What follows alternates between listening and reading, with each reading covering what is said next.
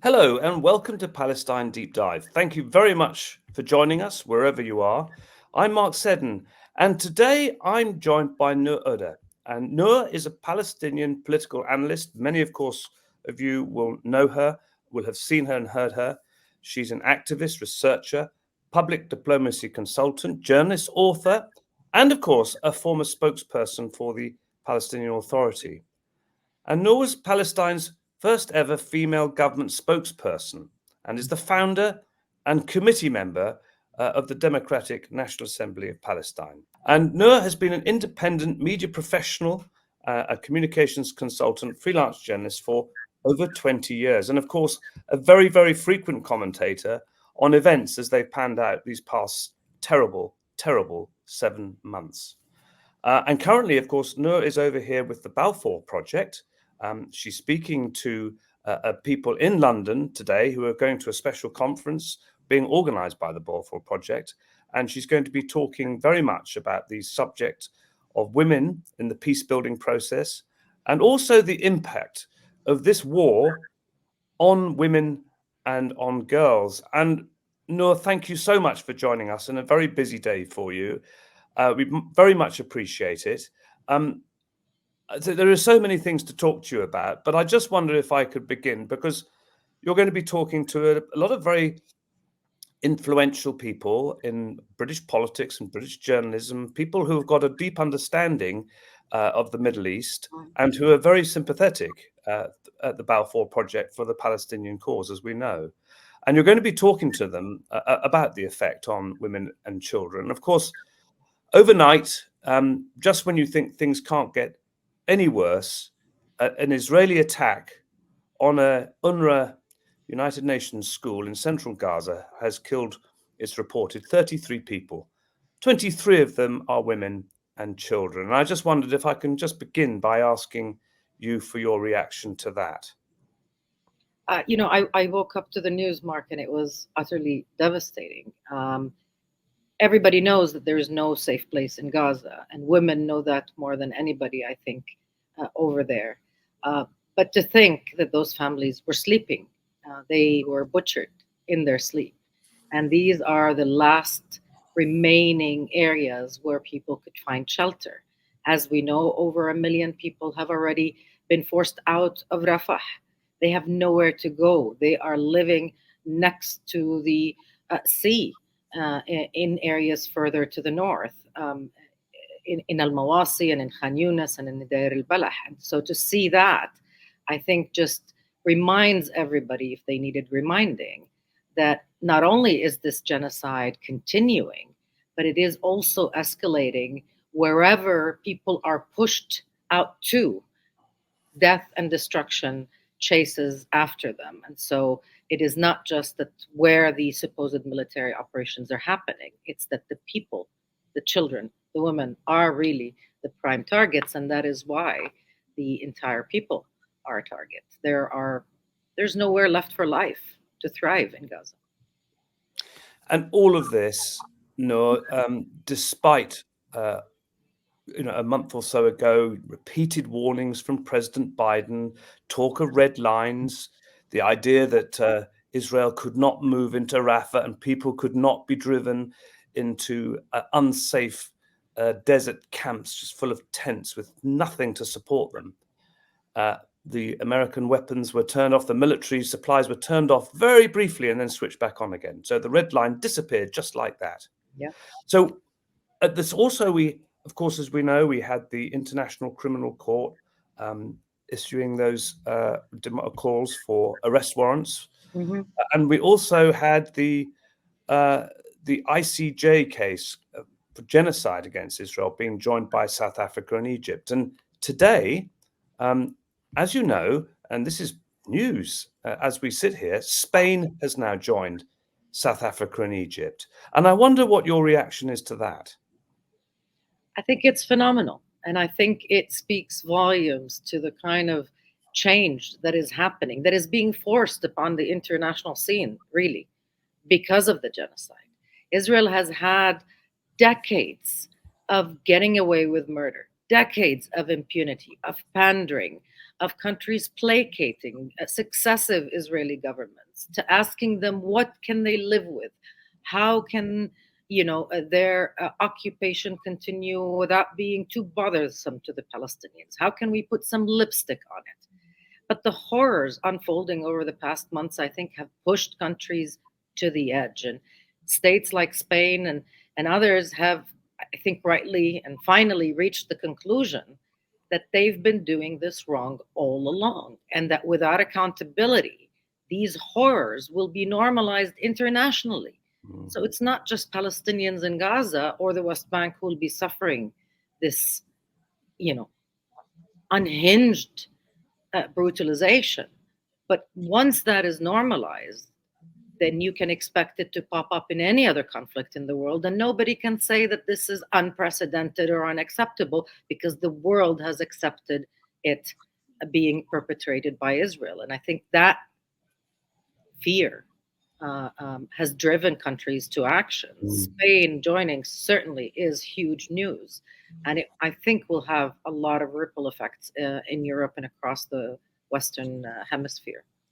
And Nour, we can probably talk about this in greater detail a bit later on. But of course, many people watching this will be saying, well, I wonder when Britain might actually join, because, of course, this country, I mean, you're there with the Balfour Project there today, there to actually to rectify some of the problems created by Balfour. But Britain really stands responsible for so much of what has happened in historic Palestine, and yet is one of the most it's taken the hardest line effectively, really, against Palestinian recognition, along with the United States. So I wonder, do you have, given there's a general election on July the 4th, Independence Day for some, do you have a message for both the British Prime Minister, Rishi Sunak, and the leader of the opposition, who may well become Prime Minister, Keir Starmer? Well, look, I think for me, over the past few days, it's been very interesting to see how wide the gap is between these politicians and the wider British public and people who are informed and involved in political life and social activism. And I think the most democratic thing that either leader can do, whether it's Sunak or Starmer, would be to represent better the British public and recognize Palestine, not only because it's the right thing to do, but I think because also, as many here have told me, it is to rectify a historical injustice that the UK should take responsibility for. We are where we are partly because the United Kingdom had a direct role in partitioning Palestine, in giving it away, in partaking in denying the Palestinian people the right to be recognized and to exercise their right to self-determination over 75 years ago, and even before that. So recognition for the UK is not just a political step or choice. In my opinion, it's a debt owed to Palestinians and to British citizens, really, who by majority or by a large margin want that to happen sooner rather than later. That's very interesting, Nour. I mean, the Labour Party, which may well form the next government, has long had a policy of recognising Palestine. And of course, the Labour leader, Keir Starmer, has been asked about this. And I noticed that in recent days, when asked, he was saying, yes, of course, but effectively when the Israelis give us the green light. That's what he was saying, I think. Now, that wouldn't be acceptable, would it? Absolutely not. And I think that approach is emblematic of how the past 30 years have gone wrong, where the Palestinian destiny and Palestinian rights and Palestinian lives have been left captive in the hands of Israel, their occupier and colonizer. And big players in the international scene, Western allies of Israel, have told the Palestinians that you will only secure rights so long as Israel gives them to you.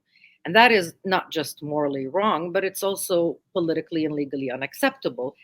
And it's had catastrophic consequences that we've seen play out in the past months, especially because on the one hand, you give Israel a sense of invincibility, that it can do whatever it wants, to the Palestinians and get away with it. And on the other, you're saying that you're not going to move an inch so long as Israel doesn't allow it. It's a failure, utter, complete moral and political failure. And it doesn't achieve anything beyond catastrophe and misery and the unraveling, if you will, of the international system. So, in my opinion, it is a failed policy. It is viewed as such in Palestine, and it only adds to the bitterness, I have to say, of Palestinians when they view, British politicians saying, we will only recognize Palestinian rights inherent to all people when Israel allows them to have it. It's not for Israel to give them, and it's not for the UK to decide when we can have them. I mean, you could look at all of this and look at the commitment to what is many in the West call an international rules-based order.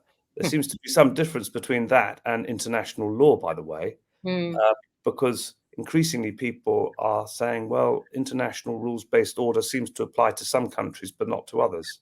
Russia and Ukraine, for instance, against Israel, Palestine.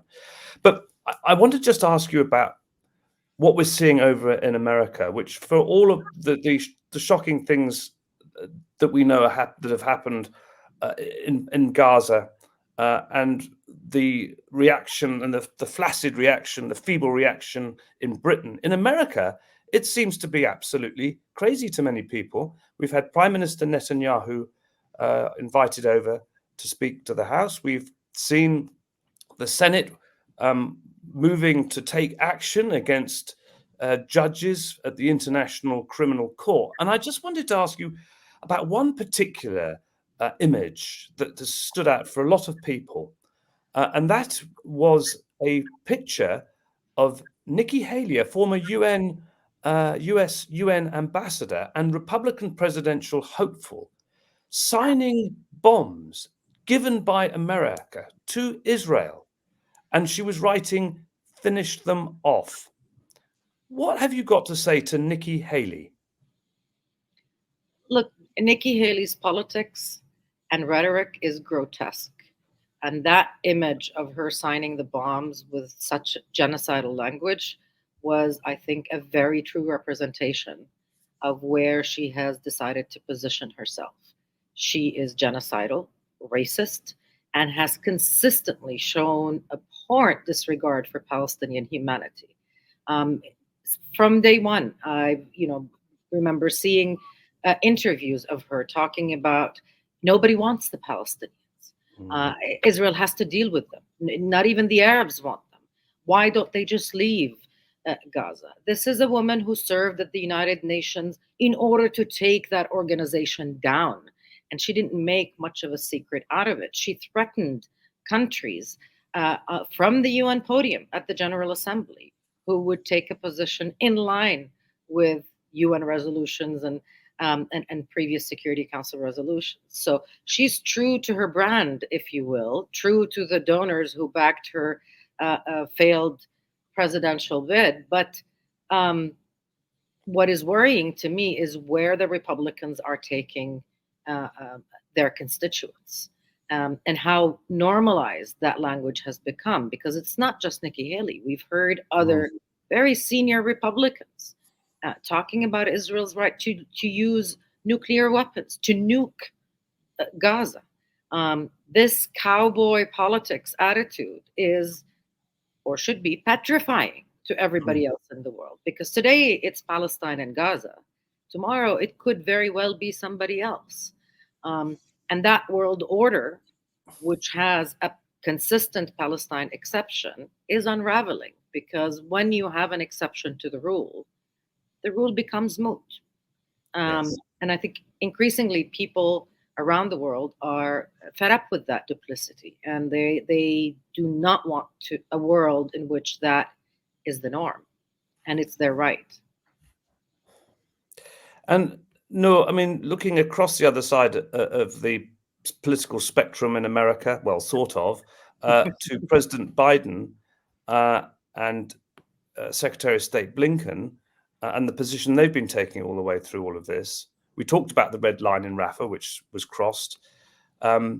we hear calls for caution and the IDF having to investigate certain real extremities of action when it affects foreign health workers or journalists, for instance. Mm. But we see this continuation of support. And yet I wanted to ask you, because we heard some threats from within Israel itself that by June the 8th, Benny Gantz would leave the government if there wasn't a post-war plan for Gaza. We heard over this past week the Biden peace plan, which was reportedly accepted by Hamas, but immediately poo-pooed by Netanyahu. Do you think that actually this war is really damaging Biden politically, insofar as that actually he really does want to see an end to Netanyahu, and maybe the Americans may be working with forces opposed to Netanyahu to get him out in order to try and bring something of this to an end? Do you think that, or is this this this will o' the wisp stuff? I think maybe that scenario would be giving Biden too much credit. I think he's trying to appear as if he's working to do something, to get some calm and maybe some assistance into Gaza in order to calm the outrage within the Democratic Party. But I think Biden is too set in his ways. Ideologically speaking, he lives in a different era where Israeli impunity and Israeli state violence against Palestinians was not just accepted, it was the norm, it was unquestioned. And he does not seem to be willing or able to change course, even if it costs him the presidency. And even if he's reelected, I think that this genocide will be his lasting legacy. This is what future generations will remember him by. Yes. Completely apathetic, completely disconnected from the Democratic Party, threatening the future of American democracy in order to stay true to his ideological leanings towards Israel. So almost a kind of the legacy of a very old man who may not have much longer himself. And then you look at the other political leaders and you see a similar thing. Well, I don't want to be ageist about this, but there almost does seem to be a kind of a death wish. I mean, if you were to psychologically examine this, that some of these very old men, Netanyahu, being quite an older chap himself, actually almost want to take as many people with them as possible. And I suppose the next question is, do you think? I mean, we saw the attack on Iran, followed by the Iranian response. We've seen right across the Lebanese border an increased tempo of military activities. We know that Netanyahu does not want to end this war in Gaza until he's apparently defeated Hamas, which many military analysts think is probably unachievable, and he seems to be prepared to lose all of the hostages in that process. Absolutely. Do you think that actually this death wish actually amounts to wanting a much wider war, where Netanyahu believes he can vanquish all of the forces he believes are ranged against Israel, from Iran to Hezbollah to Hamas and also to wipe out the Palestinians in the process? Do you think it's as serious as that? I think ideologically, Netanyahu and his allies in the religious right in Israel believe that this is a golden opportunity, not just to use unchecked violence against the Palestinians and to exterminate them, especially in Gaza, but to also finish off what they started in the West Bank, which we forget sometimes is the main ideological prize for the religious right in Israel. Israel is clearing areas in the West Bank, clearing them of Palestinian homes and of Palestinian communities and annexing them to Israel. It is, for all intents and purposes, it has already finished annexing the West Bank administratively and financially and in the realm of security. So this is, I think, the unspoken component of this genocide, where death and destruction can overshadow the complete annexation and obliteration, political obliteration at the very least, of the West Yes. Bank. And they can be framed in the context of, this is a war of an existential war, so on and so forth. Nobody really takes seriously that Israel is facing an existential threat from Hamas, even though it cannot be defeated because it's a militia. So the Israeli army is fighting a ghost. And I'm not sure that Netanyahu has it in him to pick a really large scale fight with Hezbollah. Until or unless maybe he is encouraged by a new president in the White House. Maybe that might give him, God help us, the push he needs. But there's a lot of calculus that has to go in there. A fight with Hezbollah is different from a fight with Hamas. But overall, I think the Israeli right, led by Netanyahu, will exploit this period to the maximum in order to make as many irreversible realities as possible, so that talking about Palestinian self-determination and talking about Palestinian existence in the political sense becomes almost impractical in his eyes. Well, I mean, you've been very consistent on all of this, Nour. I mean, back, I think in January, you were interviewed on TRT World, that's the Turkish radio and television world, and you said that Israel's ultimate goal is to expel Palestinians, and this would be from Gaza as well as from the West Bank and East Jerusalem. And also, just talking then about the West Bank, 500 Palestinians have been killed since October the 7th on the West Bank.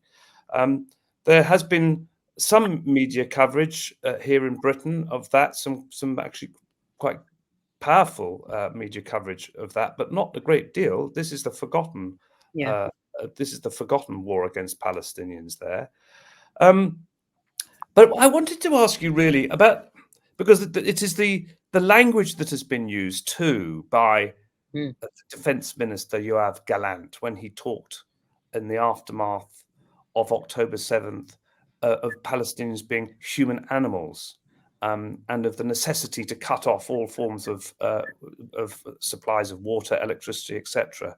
The language used by Netanyahu, biblical language, which is absolutely horrendous when you look at it. I mean, what is it about? What do you think it is about some of these Western leaders that they'll be very quick to condemn what the Russians are doing in Ukraine, but when it's in such an organized and ideological way as this, they have nothing to say, well, very little. I mean, what do you make of all of that?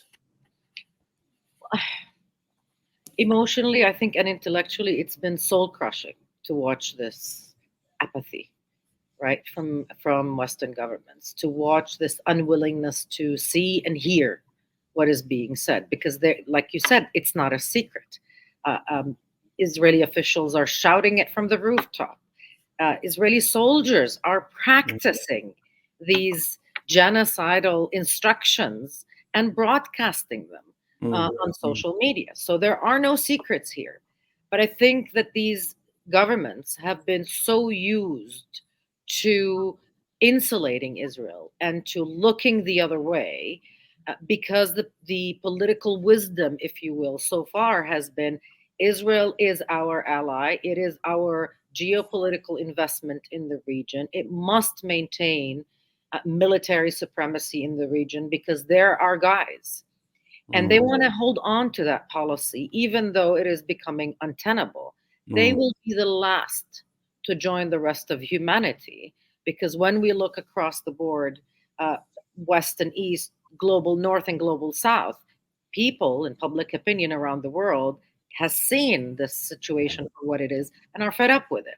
But a lot of governments will find it extremely difficult to find an alternative strategy to maintain their interests in the region, even if that means that it will be at the cost of Palestinian existence. That callous geopolitical calculus, I think, is still very deeply entrenched in some capitals, and they couldn't be bothered to change it.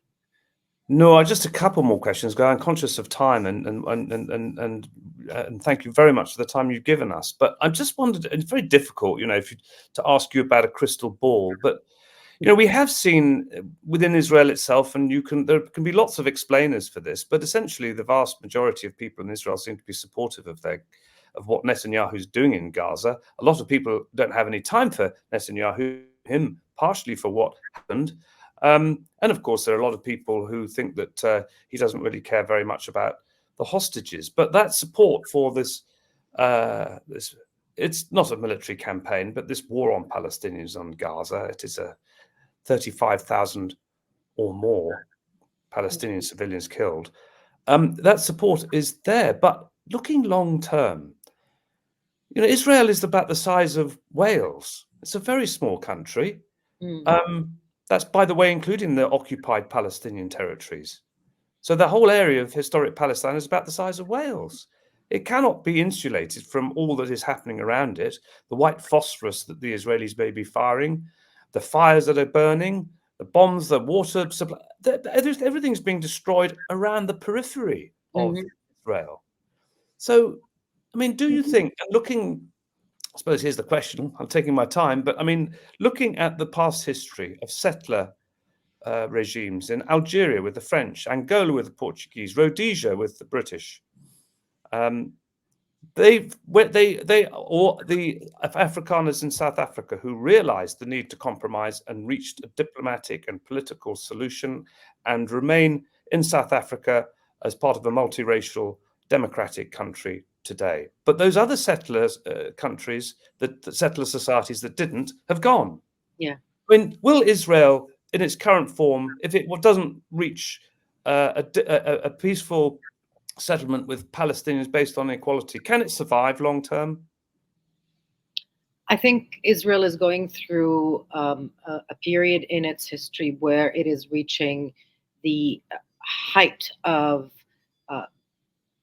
the ugliest that it can be, and it's so exposed, if you know what I mean. And I do believe that there will come a moment where Israelis have to look in the mirror and come to terms with with what they've become and how they came about. They have to make peace that they were born out of sin, that they were born at the expense of an entire nation.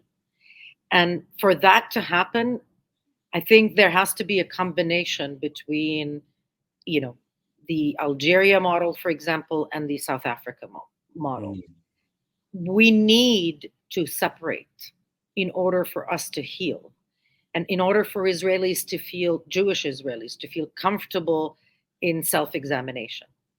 Because they are so used to being colonizers and oppressors, it will be impossible almost to have that moment if they continue to have hegemonic control over Palestinians.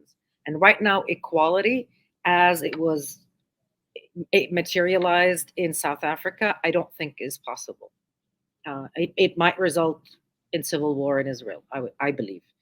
So at least as a pathway for this tormented land to heal, Israelis need to self-reflect. They need to understand that this is where they are.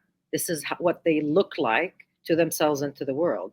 But in order for that to happen, their comfortable reality of occupation and colonization has to come at a cost to them. So without sanctions, without Israel being treated as a pariah rogue state, as it should be treated right now, that day will not come. And it will continue to be very comfortable permanently occupying and oppressing the Palestinians. Well, on that note, Nour, thank you very, very much indeed for joining us. Very grateful. And we wish you all the best for today and for the rest of your time in Britain. And I'm going to switch that person off who quickly phoned me up. And thank you so much, Nour. Thank you. Thank you for having me. See you again soon. Inshallah. I hope to see you in Palestine soon. I would love to. I would love to do that. We'd love to host you. Thank you. Take care.